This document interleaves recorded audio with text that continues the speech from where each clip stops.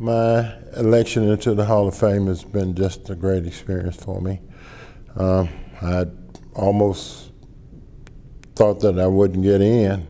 This has been just an outstanding experience for me. And I've gotten a chance to reflect back with guys that I hadn't talked to in 30 years. And they called me up and congratulated me, and we just covered some of the things. We talked about some things that I had forgotten about. So making the Hall of Fame has been just an outstanding experience for me, and I cherish it.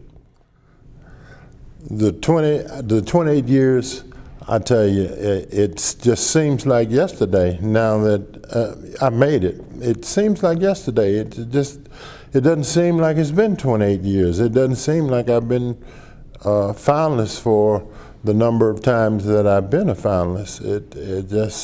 Everything just melted away. It's like in Tennessee when it snows, the next day you can expect sunshine.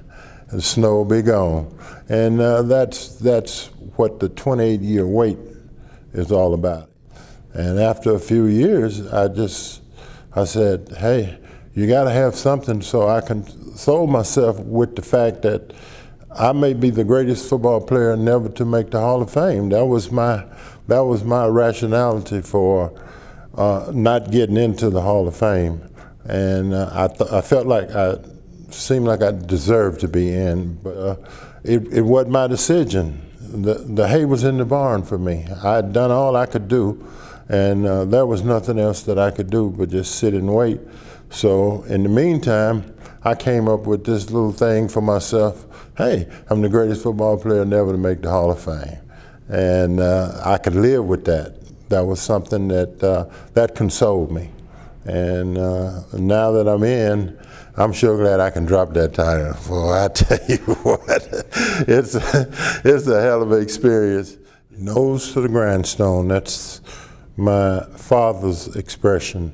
You do what you're supposed to do and keep your nose to the grindstone, and things will work out for you. And I think that what my contribution to football is that after my second or third year in the league, people realized my capabilities in changing the course of a football game. So I found myself getting double, sometimes even triple teamed.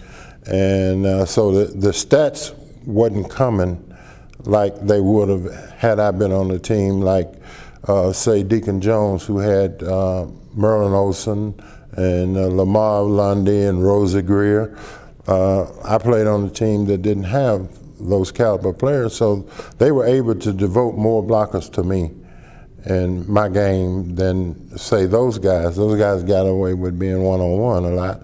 I had to play 2-on-1, sometimes 3-on-1, and sometimes even the tight end would chip me or block down on me before he went out in the pattern. So I had to work through those things, and after my second year, I noticed that my production was falling off because of what was happening to me.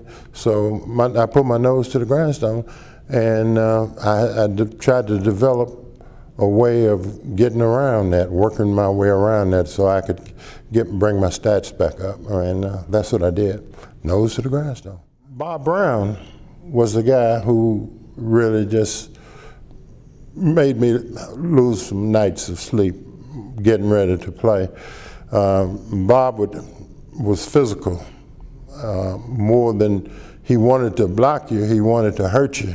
He wanted to try to intimidate you, and I just wasn't ready to be intimidated. And so he would have been my greatest adversary, but I got to tell you, all those right tackles, Rayfield Wright, Dan Didoff, all those guys were great players, but those players didn't try to physically dominate you like Bob Brown did. He wanted to dominate you. He wanted to bury you. He wanted to push you through the ground and all that. And I told him, I said, Bob, hey, you're gonna hit me and you're gonna hurt me, but I'm gonna get to the quarterback. Monday morning when you go in and look at this film, you're not going to be satisfied with what your production was. I think more than anything, the fact that you have to work hard. I mean, football isn't something that you just do. You just physically do. You have to work hard. You have to develop your skills, and you have to be determined. I mean, determination is very much a part of playing that game of football, and the fact that you just don't give up. You know, you got to stay with it. You got to stay with it. Every guy on Sunday that you face is a great football player, and there are no easy Sundays. So when you go out there on Sunday, you have to be determined. Your attitude has to be just right, and you just can't let him beat that good attitude out of you. And that I took away from football.